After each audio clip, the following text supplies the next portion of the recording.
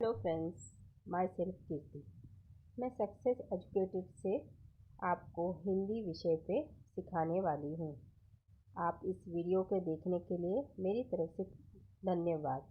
आपको मेरा वीडियो कैसा लगता है उसके बारे में आप अपने दोस्तों के साथ शेयर कीजिए। अच्छा लगे तो लाइक कीजिए और सब्सक्राइब कीजिए। Thank you. ये पाठ 9वीं कक्षा का पहला है, जो है प्रेमचंद्र के एक बैल की आत्मकथा के ऊपर आधारित है। इसके जो लेखक हैं हम उसके बारे में पहले जानकारी लेंगे, फिर इस कथा की शुरुआत करेंगे। प्रेमचंद्र का जन्म सन 1880 में बनारस के लमही गांव में हुआ था।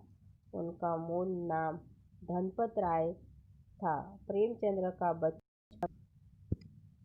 अभाव में बीता और शिक्षा बीए तक हो पाई। उन्होंने शिक्षा विभाग में नौकरी की, परंतु असहयोग आंदोलन में सक्रिय भाग लेने के लिए सरकार नौकरी से त्यागपत्र दिया और लेखन कार्य के प्रति पूर्ण तरह समर्पित हो गए। सन 1936 में इस महान कथाकार का देहांत हो गया। प्रेमचंद्र की कहानियाँ मानसरोवर के 8 भागों में संकलित है। सेवा सदन, प्रेमाश्रम, रंगभूमि, कायाकल्प, निर्मला, गबन, कर्मभूमि, गोदान उनके प्रमुख उपन्यास है। उन्होंने हंस, जागरण, माधुरी आदि पत्रिकाओं का संपादन भी किया। कथा साहित्य के अतिरिक्त प्रेमचंद्र ने निबंध एवं अन्य प्रकार का गद्य लेखन भी प्रचुर मात्रा में किया। प्रेमचंद्र साहित्य को सामाजिक परिवर्तन का सशक्त माध्यम मानते थे। उन्होंने जिस गांव और शहर के परिवेश को देखा और जिया, उसकी अभिव्यक्ति उनके कथा साहित्य में मिलती है। किसानों और मजदूरों की दयनीय स्थिति, दलितों का शोषण, समाज में स्त्री का दुर्दशा और स्वाधीनता का आंदोलन आदि उनकी रचनाओं के मूल विशेष है। प्रेमचंद्र कथा साहित्य का संसार बहुत व्यापक है। उसमें मनुष्य ही नहीं, पशु पक्षियों को भी अद्भुत आत्मीयता मिलती है। बड़ी से बड़ी बात को सरल भाषा में सीधे और संक्षेप में कहना प्रेमचंद्र के लेखन के प्रमुख विशेषता है। उनकी भाषा सरल, सजीव एवं मुहावरेदार है तथा उन्होंने लोक प्रचलित शब्दों का प्रयोग कुशलतापूर्वक किया है।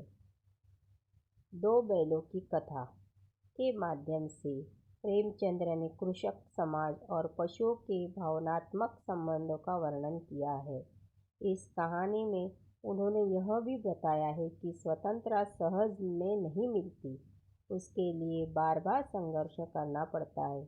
इस प्रकार परोक्ष रूप से यह कहानी आज़ादी के आंदोलन की भावना से जुड़ी है। इसके साथ ही इस कहानी में प्रेमचंद्र ने पंचतंत्र और हितोपदेश की कथा परंपरा का उपयोग और विकास किया है। जैसे कि हमने अभी प्रेमचंद्र के बारे में जान लिया, जो हमारी इस कथा के लेखक हैं, जिन्होंने अपनी सरकारी नौकरी का त्याग करके लेखन साहित्य में अपना काम, अपनी रुचि किस तरह से दिखाई है वो हमें पता चलती है। और जो पाठ हम पढ़ने वाले हैं उस पाठ में भी उन्होंने स्वतंत्रता, आज़ादी हमें सहज रीति से नहीं मिलती, ये उन्होंने इस पाठ में समझाया है। तो दोस्तों, आपको मेरा वीडियो कैसे लगा इसके लिए आप ज़रूर कमेंट कीजिए, सब्सक्राइब कीजिए। अच्छा लगा तो लाइक भी कीजिए और अपने दोस्तों के साथ शेयर भी कीजिए। Thank you.